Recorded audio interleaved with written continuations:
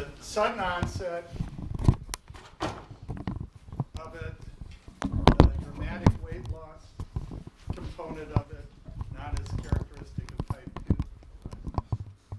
Her age worked into that.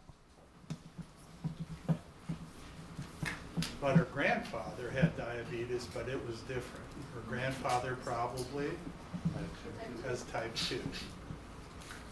Okay, now, long ago, they used to be called adult onset and juvenile onset diabetes. The JDRF continues to go with Juvenile Diabetes Research Foundation. So they have, their name is invested with the juvenile part. But my grandfather developed type 1 diabetes at the age of 80. So it can happen at any time in life. He just went against the odds. Okay, and how do you treat it? How would you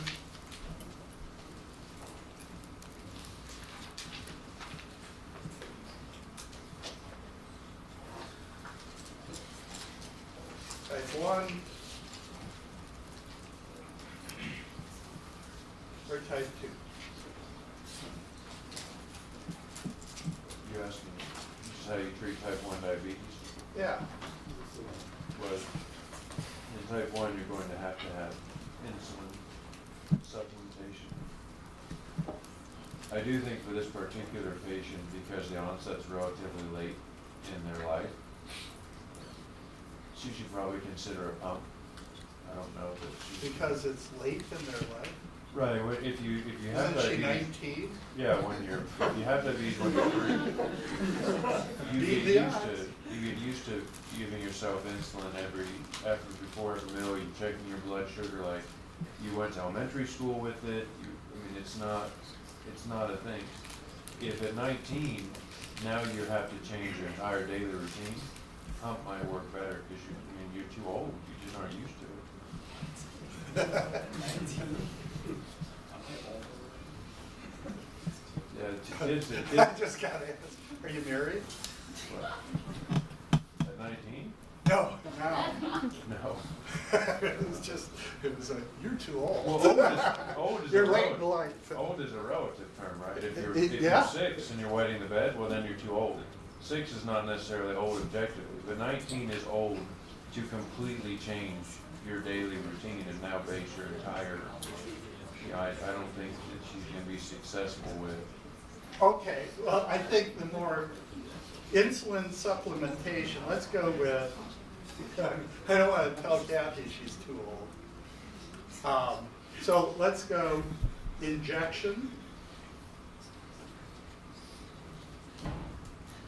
or infusion. That would be the pump. And the pump is going to be beneficial in terms of what? Adherence. Huh? Adherence. Adherence. Oh, so you don't, it's going to give you, you still make decisions, so you'll have an infusion rate and then you can pump it up, a little bit if you're going to eat. Yeah. Okay, how else might type 1 be? How else can you supplement insulin?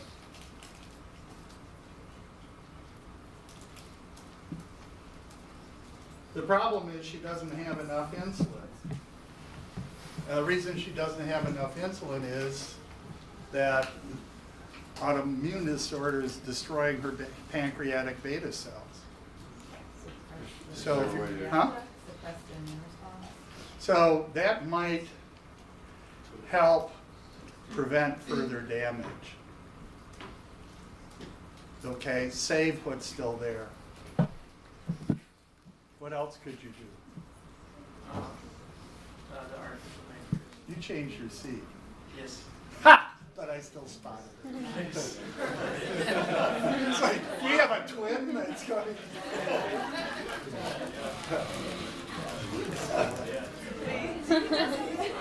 I'm a brother. You do have a twin brother? Yeah. I was driving back to Cleveland, and I was driving on the freeway and I saw him going the other way. It was pretty funny. Did you get confused and think it was a mirror or something? Do you look like him? No. Does he look like you? No. It's all a matter of perspective. Oh, yeah, we live with brothers. I have twin grandsons. Oh, yeah? I wanted you to know that. But I have twin grandsons, Cameron and Tyler, and they don't look related. They went to the Twinsburg, every year Twinsburg has a Twins Festival. They, last year, received the award for least alike twins. They even, they don't look like they're the same race. I want to be around when Cameron applies for a minority scholarship because he looks just like my daughter, who looks just like my wife, and they're not minorities. Okay? Tyler looks just like my son-in-law, Jose. And so he looks like all of his other siblings, but Cameron doesn't tan up in the summer or anything like that. And so, yeah, they are not very alike. That's what I want to have. I'm hanging on just so I can live to that day when they go to college. Okay, so how did I get on? Oh, yeah. He moved his seat.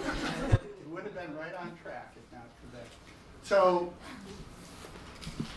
yeah, the only thing I can remember is you don't really look like your brother. And that you're driving on the interstate. What else were you saying, Robbie? It's artificial pancreas. Artificial pancreas, yeah. Work on is being developed for either an artificial pancreas or even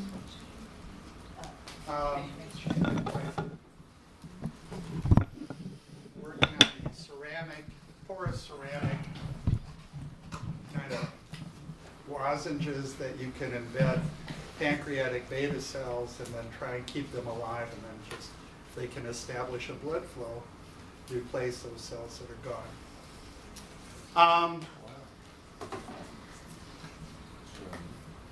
Okay, and something else. Metformin. Huh? Metformin. Okay, so we can also, or would expect to see something like metformin being used or administered.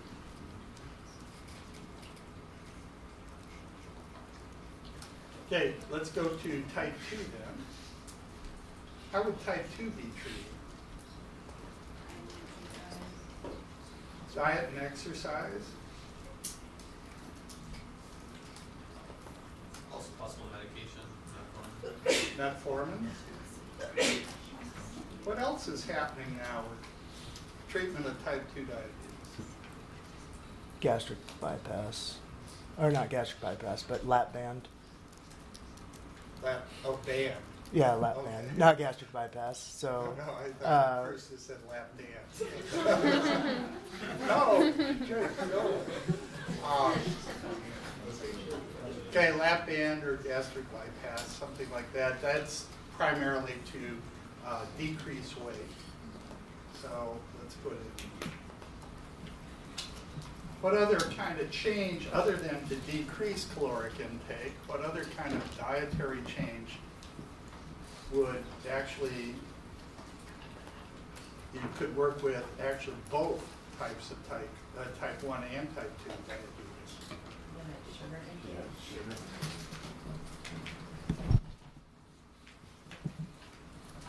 sugar. Okay.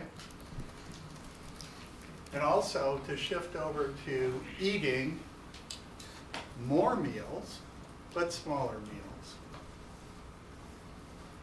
Why would they do that?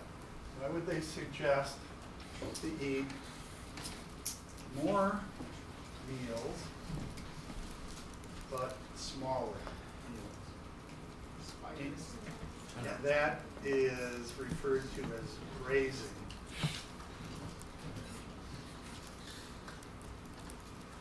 What's that trying to accomplish?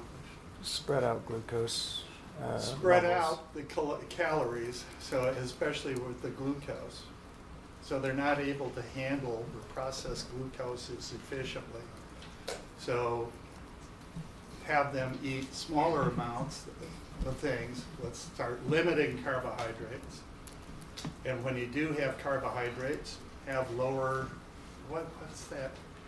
Carbohydrates with a lower glycemic index. What does that mean? The rate of absorption into your blood, so high glycemic absorbs very quickly. Right. and low- So not all carbohydrates are created equal. And so some have a higher glycemic index, which means that if you ate the same amount of carbohydrate, one with a high glycemic index, one with a lower glycemic index, the one with the high glycemic index will give you a higher peak of blood glucose levels, that the glucose is moving in all together more rapidly. Lower glycemic index, the glucose pulse is spread out over time. So also might put in low glycemic index.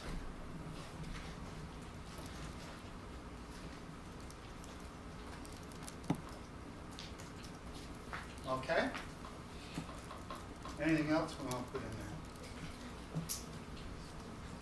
I think with both types, there's a, yeah, like we talked about, there's just a really big education component, and that actually becomes kind of central to the treatment plan.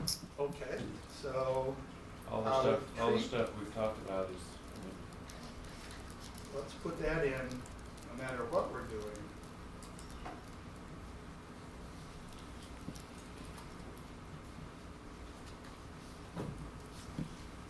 Impressing upon the patient, this is what we're doing, this is why you need to do it. it's a big change for, Yep.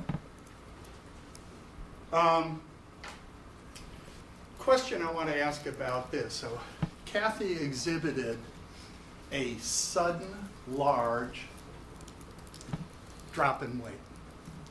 And it's diabetes mellitus type 1 that we decided fits in with Kathy's symptoms. Question I have is, why did it happen in the last 6 months to a year? I think basically it's about 6 months is what we decided on. That a year ago we knew she was, what was it, hefty? Is that what was in there? And then 6 months ago we were gone on vacation, and our associate didn't make any note of any major change. So we're looking at, you know, my associate would have noticed if, well, may or may not have noticed because it wasn't usually their case. Oh. It's a particularly painful song for me to hear after last weekend. Anybody go to BYU? BYU beat Wisconsin. That'll be on the test. So, and Robbie still doesn't look like his twin brother. So what, so how come this sudden weight loss? How come it just decided to happen? And I mean, if you start relating what happened to Kathy to what Ben wants to accomplish, why did Kathy suddenly lose the weight while feeling energetic and eating more, or at least eating the same amount, but probably eating more? What was going on? Why is it a sudden weight loss? Did she just develop the diabetes? How many people say yes? How many people say no? you're asking, like, how long it would take and the beta cells to be destroyed enough to the point that you would have problems? Well, that's what I'm getting at. has this process been going on for a while? Yeah. Probably. Probably this disease state has been developing for several years or more. And so you have an autoimmune disorder, which is causing Kathy's own body to attack and destroy these pancreatic beta cells. So I want you to go back in your mind, wherever you think the disease process is beginning. I want you to zoom in and look at the islets of Langerhans, and specifically at the beta cells in the islets of Langerhans. And what you can see then is we're attacking those beta cells and destroying them. And so as I allow time to pass, I have a long attention span. I can sit there and look for months on end, and I see one after another beta cell being lost, but Kathy remains asymptomatic. Nothing seems to be wrong. We even take a blood test, a blood sample from Kathy, and find out that no, her insulin levels look fine. We do a glucose tolerance test, and Kathy passes. So what's going on? She has the disease or disorder, but she's asymptomatic, even though her beta cells are being destroyed. If we went in and we took a biopsy and we looked at the islets of Langerhans, we would see beta cell number are decreased. But she doesn't show any of the signs or symptoms. So what's up with that? The ones that are left are still making enough? Right. The ones that remain still make enough insulin. Okay? But what's happening to their workload? It's gone up. It's gone up. So the ones that survive have to work more. And the disease or disorder progresses. We come back a while later and observe there are even fewer beta cells, but she's asymptomatic. Why? Because that fewer number of beta cells are working even harder. Then why did she suddenly become symptomatic? Maybe there's a tipping point, a threshold, yeah, that's a good thing. There's a threshold of what? All hard doesn't have work to maintain. So there's an upper limit to how hard they can work. Right. Is that what you're saying? What might happen to those cells when they keep trying to work harder and harder? They can die themselves. Or they atrophy. So you reach a point where there's been enough destruction of other beta cells that suddenly these remaining beta cells just give out. And suddenly insulin levels we were maintaining pretty close to normal, suddenly the insulin levels drop out, the bottom drops out. At that point, they become symptomatic. That's what's been going on with Kathy. She didn't know it, nobody knew it, until she starts displaying the symptoms. Okay. So then I got to, and hopefully the groups went through this. Diabetes is in, yeah, Are these attacks going on all the time, like the white blood cells are coming in all the time, or is it like a burst and some destruction, and then it's fine for a while, and then they get I don't angry know. again? Anybody know what the process of the destruction of the beta cells is? Is it constant and ongoing, which is the way I picture it, but I don't know if that's Well, I correct. know in some autoimmune disorders, you'll be fine for a couple of years, and then Kind of go into for whatever remission. reason, and then, so I don't, That's possible too. I can look that up, okay. And then I have another question. So why is she seeing an increased energy level right now? Because we don't know how long she's been on Ritalin. Or I would say that would be the reason why, but she's also experiencing diabetes, which The we increased said has energy decreased level energy was to level. make Ritalin a better possibility. Okay. Specifically, what I was looking at there was, what if she was misdiagnosed as having ADD? What is Ritalin related to? No, are you talking about the drug? Yeah, It's an amphetamine. amphetamine. So I had a student one time misdiagnosed for ADD, and he was bouncing all over the place. To the point where he had to drink in order to get to sleep at night, and that was leading to other problems. And so he came to talk to me, and I said, maybe you should have a second opinion on the ADD, which they took him off the Ritalin and everything, went back to he had normal psyche. So, yeah, the energy was to suggest Ritalin misdiagnosis of ADD. Yeah, well, it makes sense if she's on the same dosage Yeah. and losing 100 pounds, but I just wasn't sure about it. We worked out that if she just switched from Coke, drinking 2 liters of Coke a day, to just drinking water, that she should be cutting out enough to lose substantial I'm weight. curious as to the decrease in weight. Pardon? I'm curious as to the decrease in weight. I would think like if the beta cells stopped working, there's less insulin like working, then blood sugar would rise and the person would gain more weight. Yeah, but if the blood sugar rises, like water levels in North Carolina, just to make it topical, the blood sugar rises, where's it going? Going to muscles, where it could be used for energy or stored as glycogen. But what would be the problem with that solution? Insulin is missing, so the muscle glucose transporter should be absent. So it's not going to go to muscle. So the muscle would get broken down? Hmm? The muscle would get broken down, right? Actually, muscle should start getting broken down because low levels of insulin's a signal, right? It's carrying a message to the rest of the body.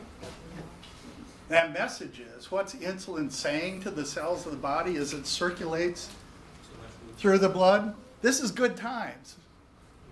Store away, store away. This is good times. So if insulin levels are low, what's the message that the body gets? Bad times.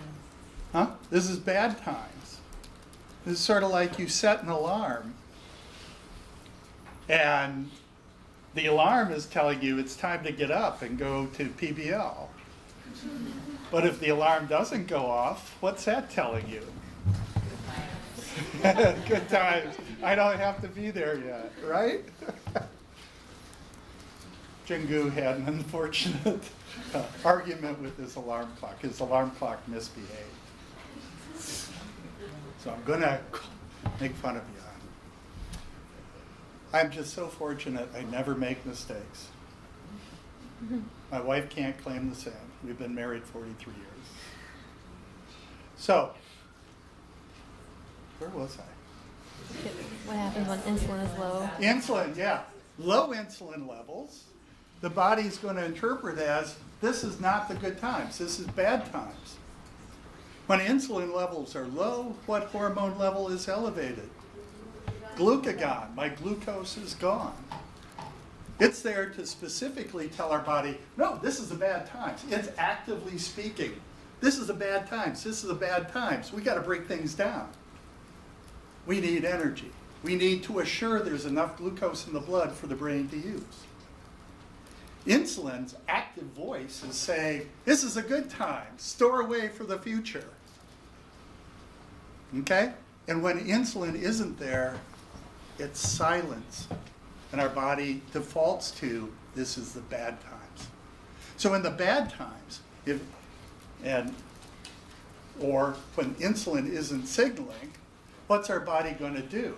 Our body shifts over to breaking things down and making sure there's enough glucose in the blood for the brain to use. And if your body thinks, oh, it's bad times, I haven't eaten,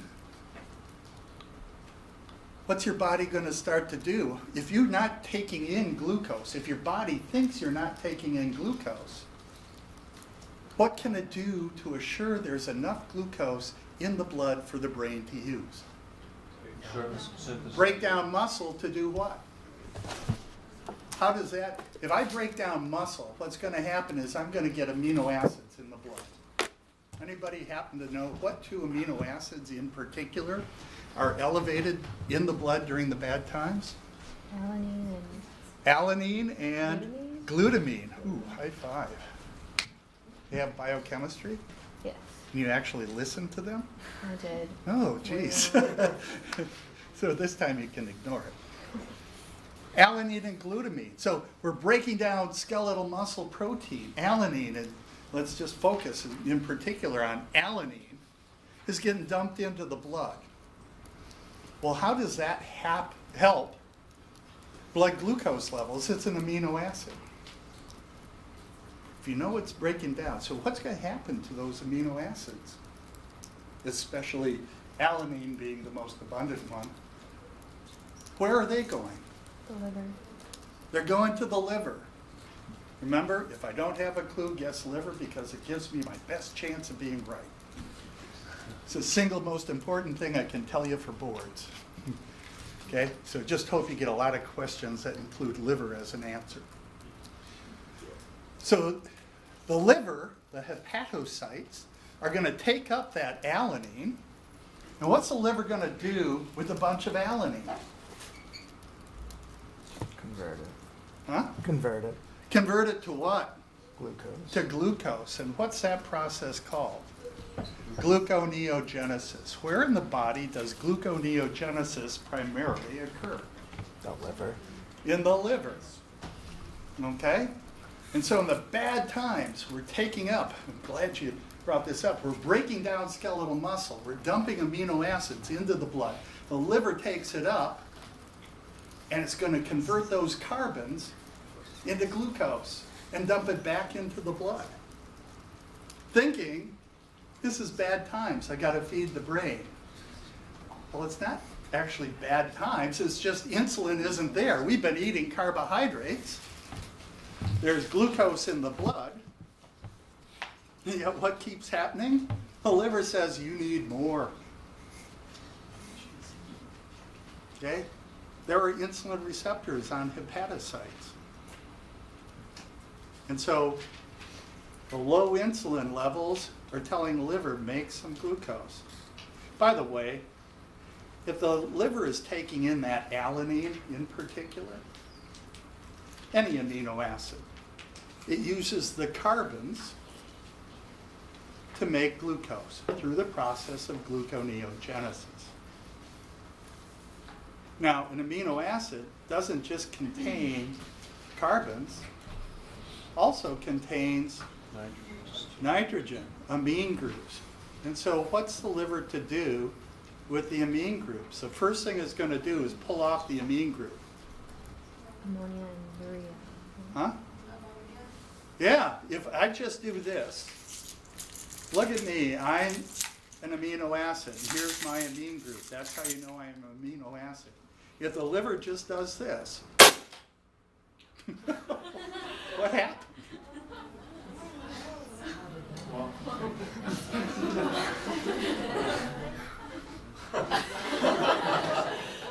Has this been like that for just happened? Ooh. Okay, I better talk fast. We don't know. Oh. The stars. It's coincidence. Oh. That's What can I help you with? strange timing. It just went to screensaver. That was well timed though. So if we just pull off the amine group from alanine, what is that? What are keys on the table? Ammonia. That's ammonia. Is this a good thing or a bad thing? Bad. Why? Because it's toxic. Toxic especially to? Cells. Yeah. What types of cells are particularly sensitive to ammonia? neurons. Okay? So the liver's got a problem. It's taking in amino acids out of the blood. First thing it needs to do is get rid of the amine group so that I can use the carbons to make glucose. But if I just pluck it off, that would be called deamination, remove an amine group, and dump that into the blood.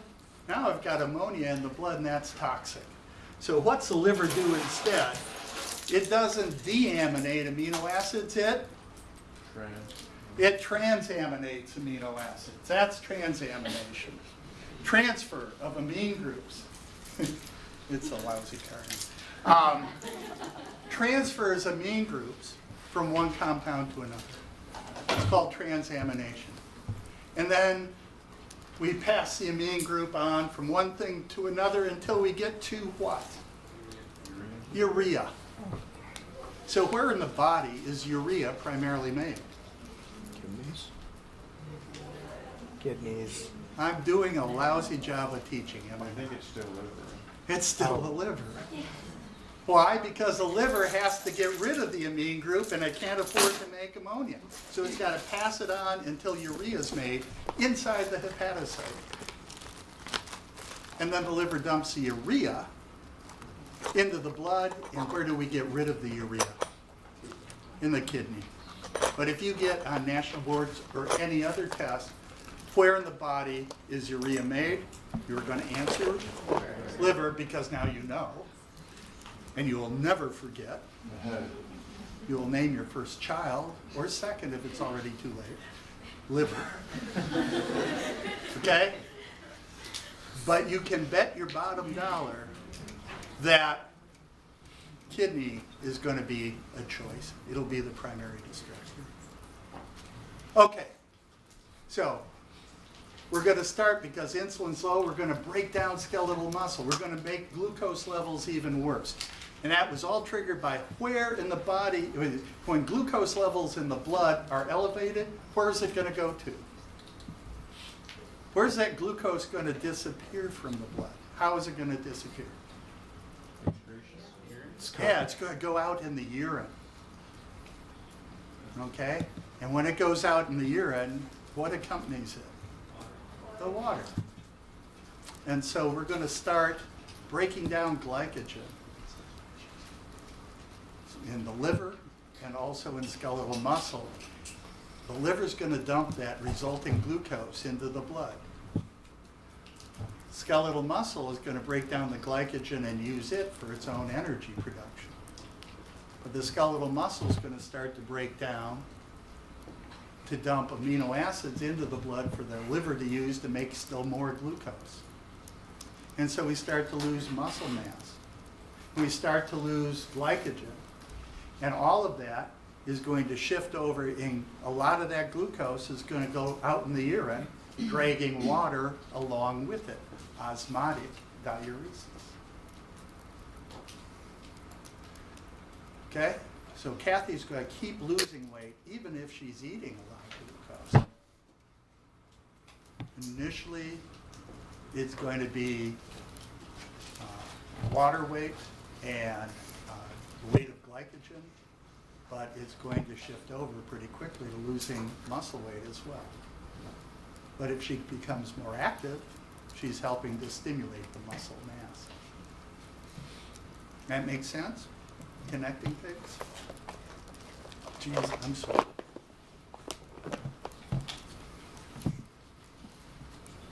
So, I just love the way things, they fit together, they make sense. Physiology is how our bodies work. Biochemistry is just, to me, physiology at the molecular level. And pathology is physiology gone wrong. So if I understand mechanisms, then when things go wrong, such as with diabetes, I can understand how that's going to work. And that was what this other section was for, and which we won't have much time to go through, but hopefully you can take what you had from each of your groups and fill in the details. So to me, the detail part is what's the mechanism of insulin signaling? How do things work when they're working right? And it's a great opportunity for me to look at and learn in detail how a signaling system works. So what kind of a hormone, and we could put that up, what kind of a hormone is insulin? Peptide? It's a polypeptide. So the moment I can recognize insulin as being a polypeptide hormone,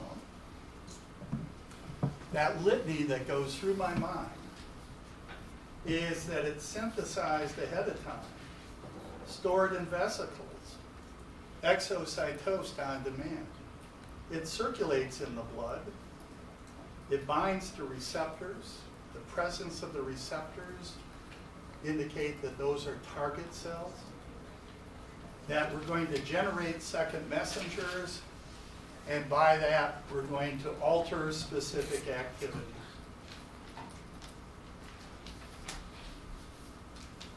Okay? So because it's a polypeptide hormone, I also know or expect to see fast onset,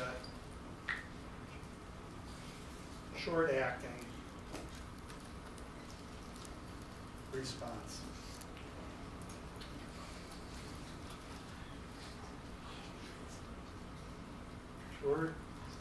Short car. Short acting. Am I mistyping that? Yes?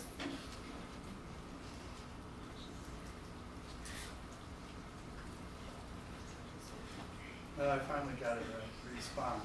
I don't know where that came. Okay.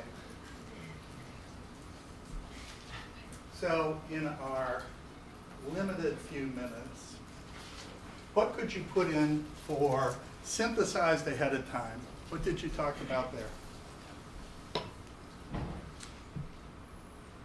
You got to zoom in on a pancreatic beta cell.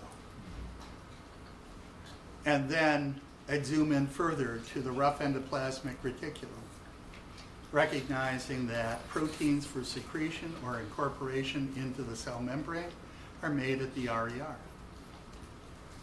Now hopefully you have the words pre-proinsulin, proinsulin, and then finally insulin and C-peptide. And you tell a story about that, which would include the words disulfide bonds, cysteine, and Golgi apparatus.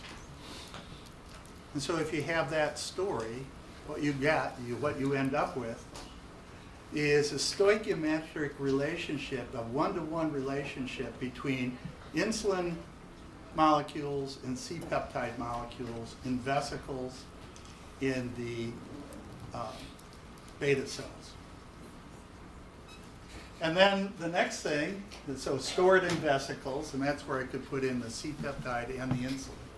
Exocytosed on demand, what I would connect up there, is what are the appropriate stimuli for insulin secretion from the beta cells? And what's the first stimulus that you should think of for causing insulin secretion? Low concentration. Low concentration of